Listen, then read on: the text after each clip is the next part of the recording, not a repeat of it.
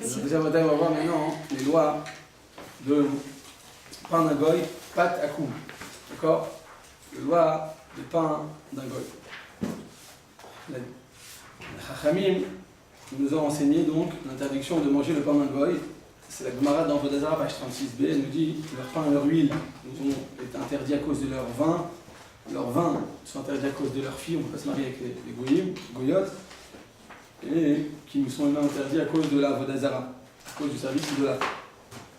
Donc il s'agit d'une barrière que les Chachamim ont instaurée, il y a de plusieurs barrières, mais qui ne représentent en réalité qu'une seule, dans laquelle on va comprendre que les Chachamim ont interdit certaines interdictions d'en arriver, de peur d'en arriver à des mariages mixtes, et indirectement à la Avodah Zarah parce qu'on risque de quitter la religion, le judaïsme.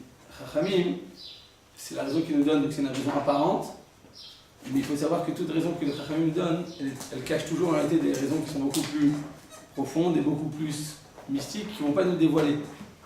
D'accord? Ils nous donnent une raison apparente, mais en réalité, ça ne suffit pas pour interdire totalement cette catégorie d'interdiction que les Chachamim nous ont interdit, c'est juste une raison apparente.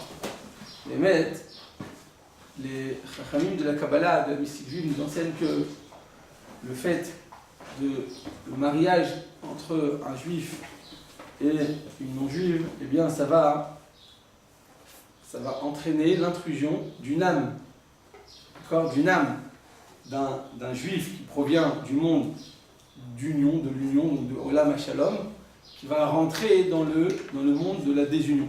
C'est-à-dire qu'en réalité, quand il y a un mélange entre un juif et un goy, eh bien, ça va entraîner l'intrusion de l'âme qui est propice à la désunion dans le monde bien de l'union. Ce qui signifie que tout simplement, l'incidence dans le monde supérieur serait très très lourde. C'est-à-dire que le gamme et la tâche que ça va entraîner, que ça va engendrer, eh bien, ce serait extrêmement lourd. C'est pourquoi les Chachamim ont instauré toutes sortes d'interdictions de peur d'en arriver à des mariages mixtes, de peur d'en arriver eh bien, à l'union et à s'unir avec des goyim. Donc les Chachamim nous ont interdit par exemple de consommer certains aliments, donc on a vu dans les halachot précédentes, la cuisson d'un goy, d'accord, donc bishul akoum, la cuisson d'un goy, pourquoi c'est interdit de peur d'en arriver à se marier avec eux. Il y a de même pour les boissons alcoolisées, pour les boissons, pour le vin, d'accord, on a peur d'en arriver à se mélanger. Le Rav Shlomo Zalman Auerbach vient expliquer et il dit comment ça se fait qu'il y a tellement d'assimilation dans le monde, un niveau d'assimilation tellement élevé. À quoi c'est dû? Bien, il dit que c'est dû à la négligence de l'ensemble de ces lois. Toutes ces halachot là, on n'est pas très mahmir. Ça va, c'est une boîte de conserve, ça a été cuit par un goy, mais ça va, je ne connais pas le goy. C'est vrai qu'on pourrait donner des raisons qui sont justes, qui sont rationnelles, mais vient le Rav Shlomo Zalman Auerbach et dit qu'au fond de toi, ça va créer une proximité avec le goy, et après ça peut engendrer l'assimilation chez tes enfants. Ce qui signifie que ça va beaucoup plus loin que ce qu'on voit, et qu'il faudrait donc, pour être préservé de l'assimilation, c'est vrai que tu vas être des pays dans lesquels il n'y a pas eu du tout d'assimilation. Enfin, c'est vrai ou pas? Il y a des pays dans lesquels il n'y a pas eu de mélange entre les goyim et les juifs. Par exemple, à Tunis, il y a eu des couples de goyim. À Djerba, à Meknes, dans toutes ces villes.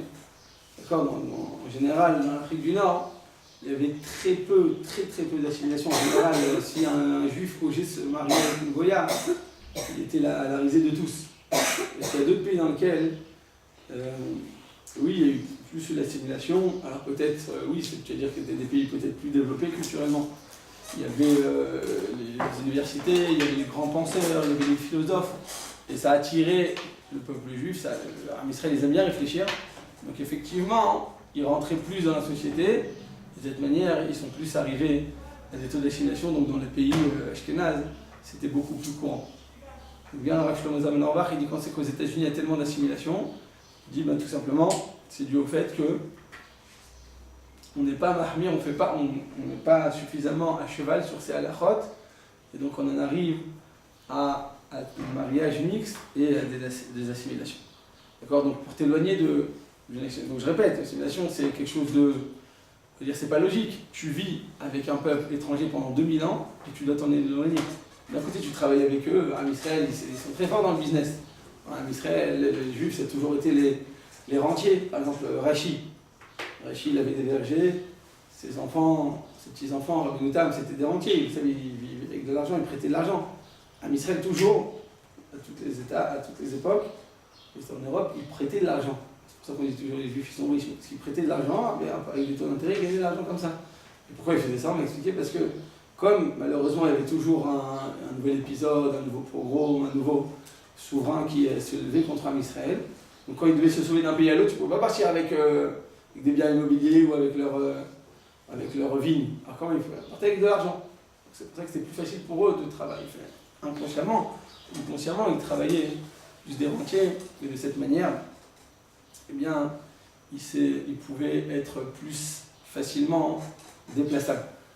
D'accord? Mais les mecs, on dit que Rabbi Noutam, je ne sais pas, Rabbi Noutam, le petit-fils de Rachi, avant de commencer ses cours, qu'est-ce qu'il faisait? Il prenait de l'argent, donc il prêtait de l'argent, il prenait de l'argent de cette manière, c'était une sorte de banque. Eh bien, il prenait l'argent, il l'a compté comme ça, avant. Gemara dit aussi sur, je ne sais plus quel Mora, il comptait de l'argent avant de donner ses cours, il comptait de l'argent, et tous les élèves comme ça, il comptait. Je dis pourquoi il faisait ça? Pourquoi il faisait ça? Parce que c'était quelque chose qui les réjouissait, ils aimaient, ça lui faisait plaisir de compter son argent. Donc, avant de commencer à étudier, il se faisait un kiff, on va dire. On va dire que tu as dit à notre époque, à Tunis, il se mangeait une dabroute, d'accord? Donc il est tout content maintenant, son cœur va s'ouvrir, parce qu'il est heureux, il est joyeux, et il va maintenant pouvoir étudier la Torah. On comprend que maintenant, la Vodat Hashem, elle ne te demande pas d'annuler les plaisirs de ce monde, elle te demande de les canaliser. On appelle ça de canaliser ses forces, de ne pas les étouffer. Tu as un potentiel, tu as une force, tu as des tendances vers telle et telle mida, et bien tu dois les canaliser vers la Vodat Hashem. C'est ça toute la forme. C'est pas de l'étouffer, parce que si tu l'étouffes, eh bien un jour ou l'autre tu vas exploser. Ou bien toi, comme on avait dit, tu caches, tu enterres tes mauvaises choses, tu n'as pas envie de faire face. C'est pas une bonne chita. Reconnais-les et canaliser vers le bien. De cette manière, tu vas pouvoir, bien les hitatsem, c'est quoi les hitatsem? Utiliser cette chute comme un tremplin. De cette manière, tu vas pouvoir maintenant bien t'élever encore plus au niveau précédent. Question? Ok, on te pose. J'enlève quoi? Hein? On me pose. J'enlève. J'ai juste oublié le truc, je suis désolé, je me suis fait le balagan aujourd'hui, ça ne se reproduira plus.